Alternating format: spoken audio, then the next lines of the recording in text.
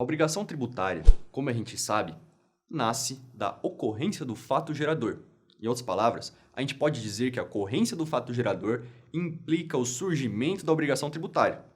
O grande problema aqui é que o legislador, quando confeccionava o Código Tributário Nacional, utilizou a expressão fato gerador tanto para se referir a uma situação hipotética descrita na norma, quanto para designar a realização concreta no mundo fático dessa situação hipotética. Um grande exemplo dessa confusão legislativa acerca do conceito de fato gerador é o artigo 114 do CTN. Vamos dar uma olhada nesse artigo. O artigo 114 diz o seguinte: o fato gerador da obrigação principal é a situação definida em lei como necessária e suficiente à sua ocorrência. Olha, gente, se o fato gerador está apenas definido em lei, como afirma o artigo que a gente acabou de ler, a situação a que o artigo se refere não poderia ser denominada de fato, uma vez que fato é aquilo que se percebe no mundo concreto, no mundo fático, e não numa previsão abstrata, numa previsão legal. O que a gente percebe, então, é que houve uma confusão terminológica. O CTN, o Código Tributário Nacional, usou o mesmo nome, fato gerador, para designar duas realidades completamente diferentes. Uma é a descrição hipotética descrita na lei de uma situação que, caso venha a ocorrer no mundo fático, faz nascer obrigação tributária. A outra, por sua vez, é a ocorrência em si, no mundo dos fatos, daquilo que está descrito na lei, no caso da obrigação principal, ou descrito na legislação tributária, no caso da obrigação acessória. Diante desse problema, a doutrina entendeu que seria melhor diferenciar de maneira técnica as duas realidades distintas que a gente acabou de elencar. A partir dessa diferenciação, a gente pode falar então em dois conceitos diferentes: a hipótese de incidência tributária e o fato gerador. A hipótese de incidência tributária é definida como a previsão legal e abstrata de uma situação que, quando verificada no mundo fático, é capaz de gerar o nascimento da obrigação tributária. Nada mais é, então, do que a descrição hipotética, na norma, de fatos concretos, elencados pelo legislador para compor a norma jurídica tributária. Vou dar um exemplo para vocês. O artigo 32 do CTN determina que o Imposto sobre a Propriedade Predial e Territorial Urbana, o popular IPTU, tem como fato gerador a propriedade, o domínio útil ou a posse de bem imóvel por natureza ou acessão física, como definido na Lei Civil, localizado na zona urbana do município. Aqui nesse artigo, a gente constata mais uma vez o uso equivocado por parte do legislador da expressão fato gerador.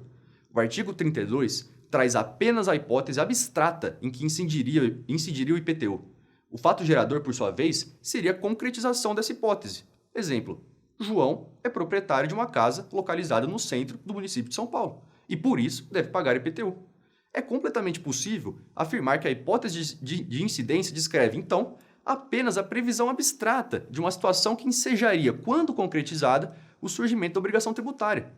Como a gente viu, por que o instituto jurídico aqui tratado é apenas uma hipótese, resta a gente saber o porquê da palavra incidência. Vamos lá. A incidência nada mais é do que o fenômeno jurídico de adequação da situação concreta verificada, ou seja, o fato gerador. A previsão abstrata necessariamente presente na norma, o que evidencia a relação da incidência com o princípio da legalidade tributária. A incidência, portanto, compõe o fenômeno da subsunção do fato à norma. Assim, um simples fato do mundo concreto, após a subsunção, passa a ser classificado como um fato jurídico que gera obrigação tributária. Como a gente viu então, a hipótese de incidência é anterior ao fato gerador, já que sem ela não se constataria a ocorrência de uma previsão abstrata no mundo fático. Portanto, é possível afirmar que a hipótese de incidência compõe o antecedente normativo da regra matriz de incidência tributária. Mas o que é a regra matriz de incidência? A regra matriz de incidência tributária consiste num método lógico para a compreensão do fenômeno jurídico tributário. É a redução eidética da norma, ou seja, é a redução da norma aos elementos que lhes são essenciais. É uma esquematização lógica da norma tributária, que isola os critérios essenciais para a composição tanto do antecedente quanto do consequente normativo. A hipótese de incidência, por ser anterior à ocorrência no mundo fático daquilo que se encontra descrito na norma, compõe, portanto, o antecedente da regra matriz e é composta, por sua vez, por três critérios: o material, o temporal e o espacial. O critério material abarca o verbo mais o complemento do verbo. No caso de imposto de renda, por exemplo, que incidirá sobre renda auferida, o verbo do critério material é auferir e o complemento é renda. O critério material determina, então, qual a ação ou qual o estado, como por exemplo ser proprietário de veículo automotor, que é um estado, que será exigido do sujeito passivo para que ocorra a incidência da tributação, ou seja, o critério material determina a conduta do contribuinte sobre a qual o tributo incidirá. E é, portanto, o núcleo da hipótese de incidência. Por isso que ele é o critério responsável por identificar o tributo, distinguindo-o dos demais. Se o critério material identifica o tributo, ele se torna responsável também, por lógica, por definir a competência tributária, já que cada ente federativo só pode tributar os fatos descritos na hipótese de incidência dos seus próprios tributos. O critério temporal nos permite saber com exatidão em que instante ocorre o fato descrito na norma e, dessa forma, em que momento surge a obrigação tributária.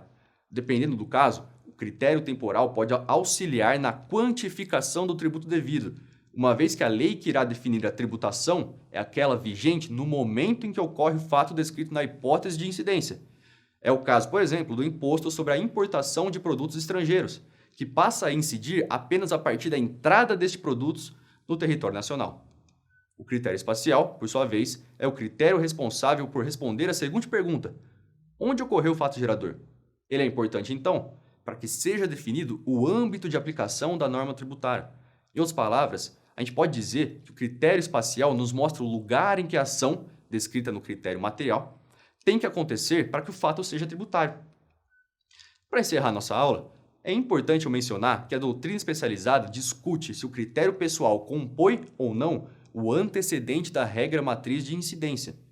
Parte dos estudiosos do direito tributário acredita que o critério pessoal, ou seja, os elementos que nos permitem identificar os sujeitos da relação jurídico-tributária, compõem, sim, a hipótese de incidência, quando se trata, por exemplo, dos casos de imunidades subjetivas. Mas a questão ainda apresenta diversos pontos de vista e variados pontos divergentes. Se você se interessou por esta discussão, recomendo uma pesquisa mais aprofundada no que diz respeito a este ponto.